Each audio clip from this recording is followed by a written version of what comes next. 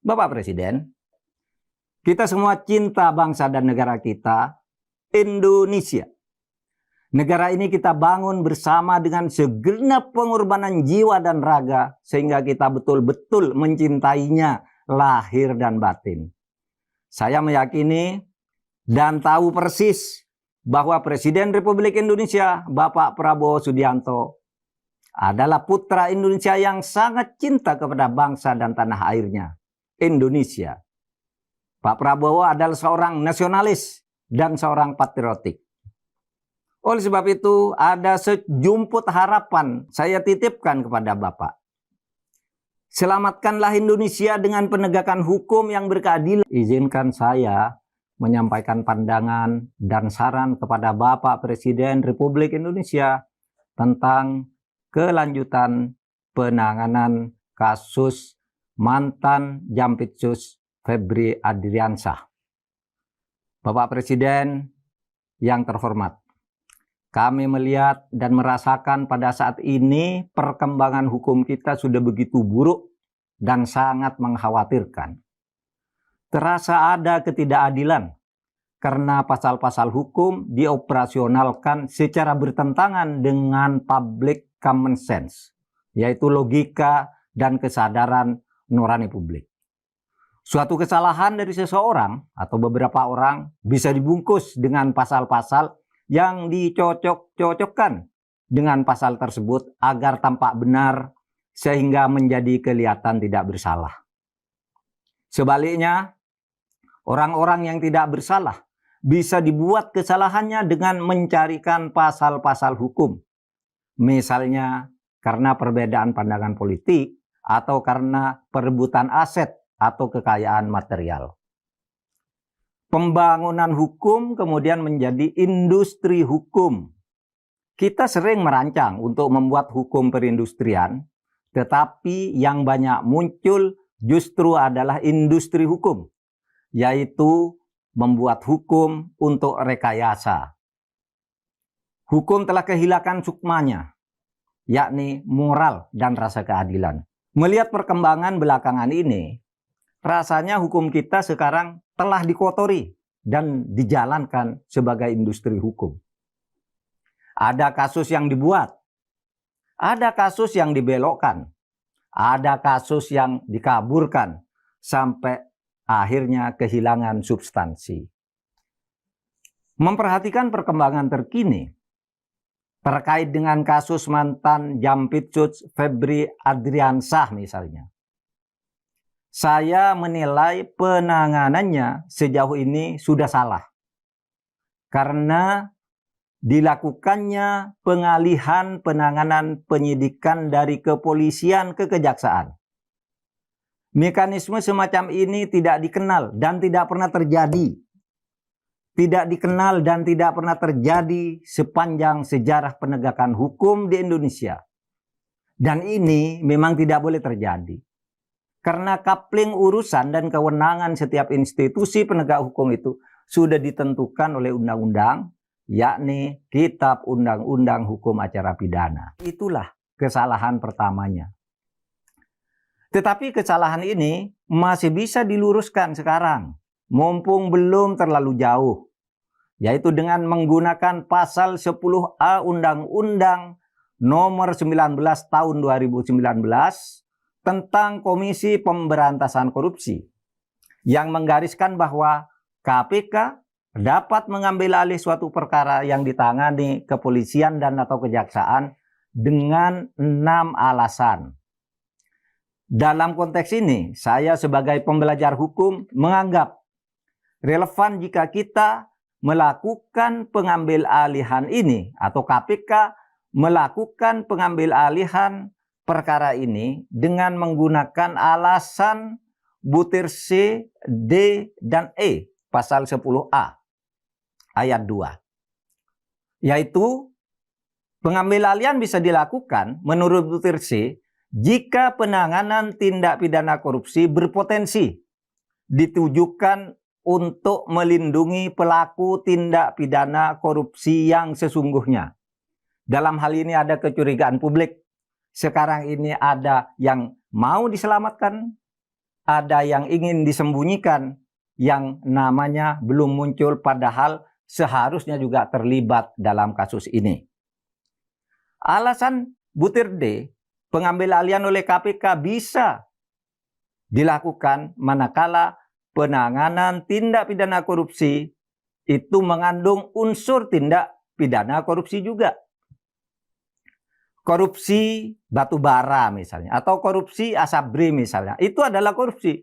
Lalu ada korupsi lagi yang dilakukan oleh penegak hukum. Dalam kasus ini, Febri Adriansyah sebagai tersangka.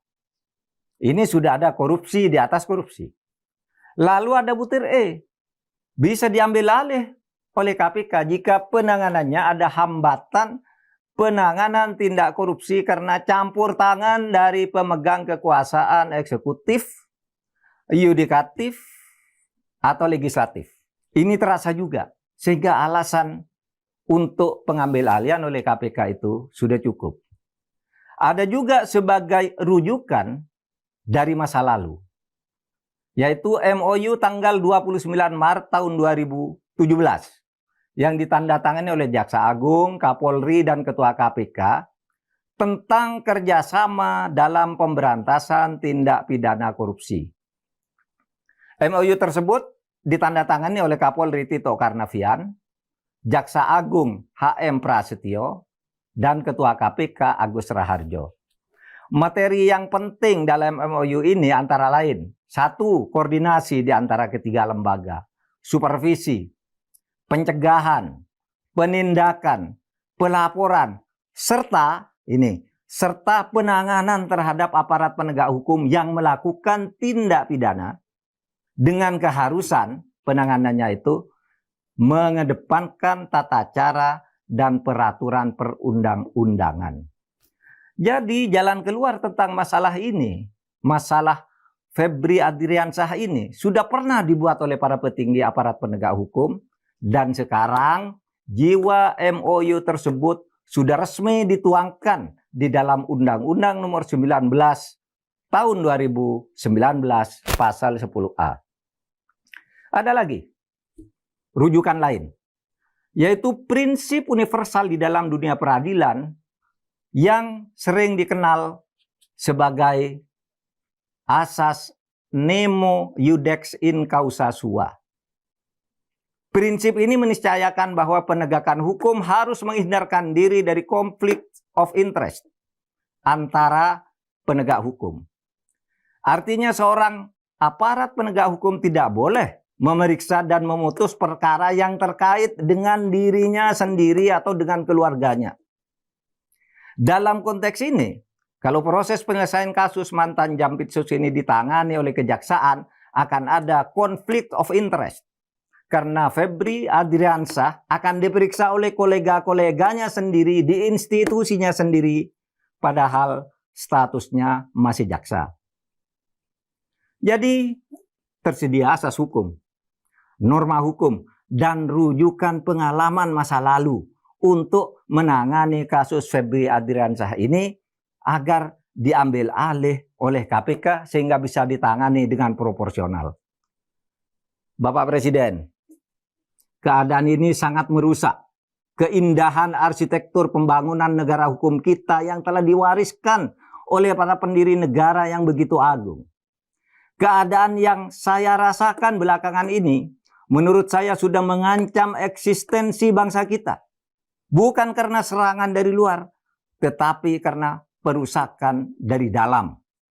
Pembusukan dari dalam kita sendiri.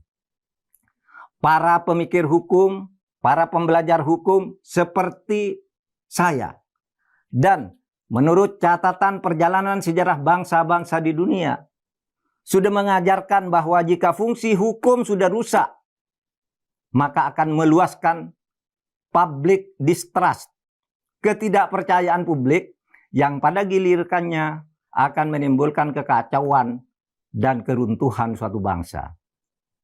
Ada gium. Jika ingin menghancurkan suatu bangsa, hancurkan dulu sistem hukumnya. Ada gium lain mengatakan bahwa seandainya kita disuruh memilih mempunyai makanan ataukah hukum, maka yang harus dipilih adalah hukum. Dengan hukum yang kuat, suatu bangsa bisa mengadakan dan mencari yang tidak ada sehingga menjadi ada. Tetapi jika tidak ada hukum yang tegak dengan baik, maka yang sudah ada pun bisa menjadi tiada dan musnah. Bapak Presiden, kita semua cinta bangsa dan negara kita, Indonesia.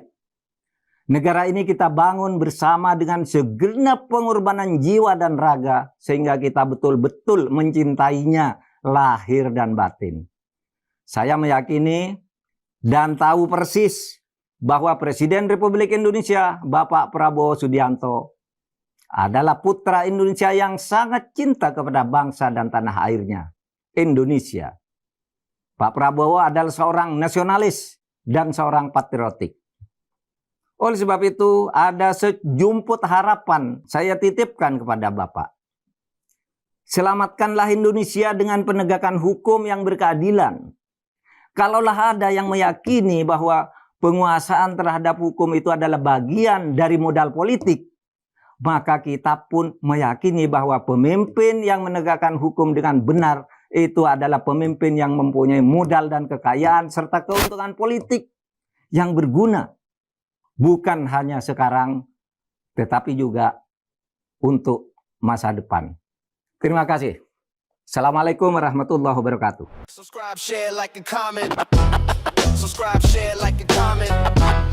Subscribe, share, like, and comment. Subscribe, share, like, and comment. Subscribe, share, like, and comment.